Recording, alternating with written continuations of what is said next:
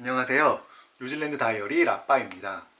어제 5월 25일 뉴질랜드 정부에서 COVID-19 Income Relief Payment를 지급할 것이라고 밝혔습니다. 한글로 하면 코로나19 소득 보조금 정도가 될 것 같습니다. 이와 관련하여 지금까지 발표된 내용과 수급 자격 그리고 잡시커 서포트와의 관계에 대해서 알려드리면 좋을 내용이 있어서 영상을 찍게 되었습니다. 본 영상에서 소개해드리는 모든 내용은 워크앤인컴 홈페이지에 공개된 내용을 바탕으로 제작되었으며 어떠한 법적 책임도 지지 않는다는 것을 미리 말씀드립니다. 이번 임시소득보조금은 3월 1일부터 10월 말까지 코비드-19로 인해 해고된 근로자나 업을 유지하기가 힘든 자영업자의 소득을 보조하기 위해 지급되는 보조금입니다. 이 보조금 역시 뉴질랜드 시민권자나 영주권자에게만 해당되는 내용입니다. 또 18세 이상이거나 혹은 경제적으로 독립한 16세 이상이 신청할 수 있습니다. 그리고 실직 전에 최소 12주 이상 그리고 주당 15시간 이상을 근무한 경우에만 이 보조금을 신청할 수 있습니다. 단 실직을 하였다 하더라도 아래와 같은 경우는 보조금을 신청할 수 없습니다. 코비드-19로 인해 상실된 소득을 제외한 기타 소득이 세전 3만 불을 초과할 경우, 소득 보전 보험금을 수령 중인 경우, 소득 보존 ACC를 수급 중인 경우, 그리고 코비드-19 이외의 경우로 실직을 한 경우, 마지막으로 지금도 취업 중인 경우, 이와 같은 수급 자격 조건을 만족할 경우 최대 12주까지 보조금을 지급받을 수 있는데요.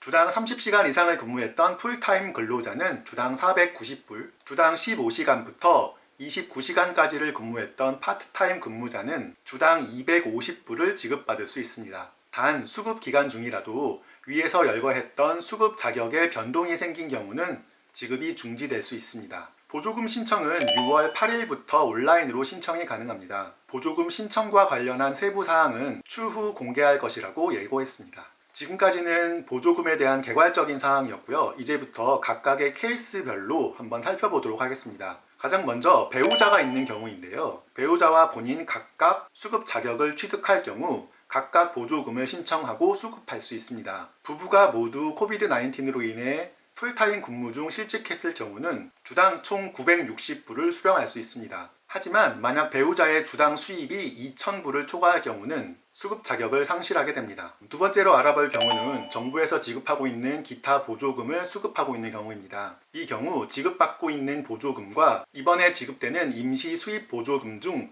하나를 선택하여 수급할 수 있습니다. 당연한 이야기지만 임금 보조금과 함께 수급을 할 수는 없습니다. 그리고 잡시커 서포트와도 동시 수급은 불가능한데요. 이 부분에 대해서는 따로 영상 후반부에 설명해 드리도록 하겠습니다. 세 번째로는 정부에서 연금을 수급 중인 경우입니다. 연금을 수급 중인 경우는 상황에 따라 연금과 보조금을 함께 수령할 수도 있고 그렇지 않은 경우도 있습니다. 65세 이상의 연금 수급자인 경우는 대부분 동시 수급이 가능할 것으로 보여집니다. 그 외의 경우는 연금과 보조금 중 둘 중 하나를 선택하여 수급하게 됩니다. 자, 그러면 학생의 경우를 한번 살펴볼까요? 학생의 경우는 학생융자와 학생수당을 한번 살펴보아야 하는데요. 학생융자의 경우는 보조금과 상관없이 계속 수령을 할 수 있습니다. 하지만 학생수당의 경우는 조금 상황이 다른데요. 학생수당을 수령하면서 파트타임으로 근무했을 경우는 250불의 수입 보조금을 동시에 수령할 수 있습니다. 하지만 학생수당을 받으며 풀타임으로 근무했을 경우에는 학생수당과 보조금 중 둘 중 하나를 선택하여야 합니다.